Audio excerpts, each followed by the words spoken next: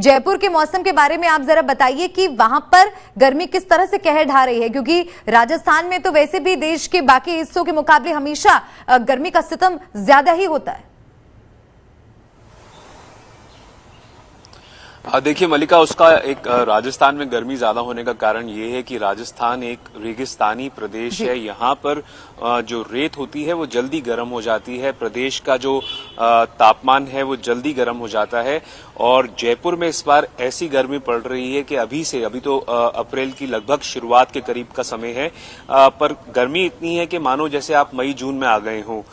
लोग जो हैं उनको देखा जा सकता है कि चेहरे पर अपना जो कपड़ा पहनकर या फिर चेहरा जो है वो किसी तरह से हाइड्रेटेड रखकर, गीला रखकर उस पे किसी तरह से कोशिश करें, क्योंकि ये जो गर्मी है ये सूखी हुई गर्मी है, ये आपके अंदर की जो नमी है उसको निचोड़ लेती है। और कोशिश ये की जानी चाहिए कि आपकी बॉडी हाइड्रेटेड रहे, आपकी जो शरीर है वो गर्म रहे। और जो तापमान है वो इतना ज्यादा हो जाता है, अगर राजस्थान के जो बॉर्डर के इलाके हैं जिसमें बाड़मेर है, श्रीगंगानगर है, जैसलमेर है, बीकानेर है, अगर इनकी तापमान की बात की जाए तो 43 डिग्री से ज्यादा या फिर उसके आसपास का तापमान रह रहा है। बाड़मेर का तापमान 43.5 डिग्री सेल्सियस पहुंच गया था। जो मौसम विभाग है उनका मानना है कि फिलहाल जो हीट वेव वाली कंडीशंस हैं वो कायम रहेंगी, अगले कम से कम 3 दिन तक हीट वेव जैसी कंडीशंस रह सकती हैं। कोशिश ये करनी चाहिए कि अगर आप बाहर जा रहे हैं तो आप डिहाइड्रेटेड फील ना करें, आप समय समय पर पानी पीते रहें या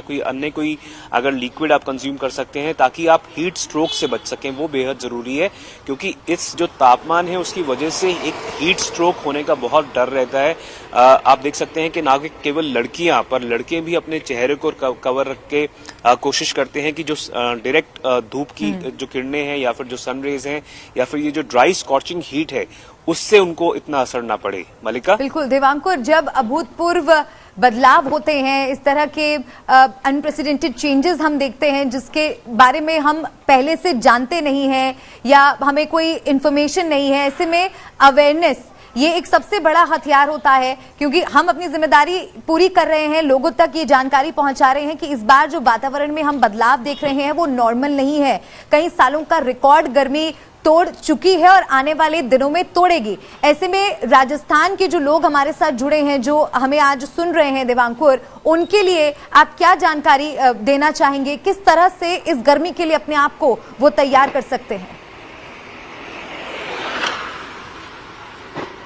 देखिए, आपको कोशिश ये करनी चाहिए कि आप अपने शरीर का सबसे ज्यादा ध्यान रखें, क्योंकि जो सबसे ज्यादा गर्मी का असर पड़ता है वो बॉडी के लिक्विड्स पर पड़ता है। वो आपकी जो अंदर की जो लिक्विड्स होते हैं उनको निचोड़ लेते हैं। तो समय पर अगर आप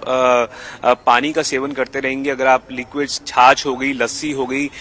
दूध हो गया,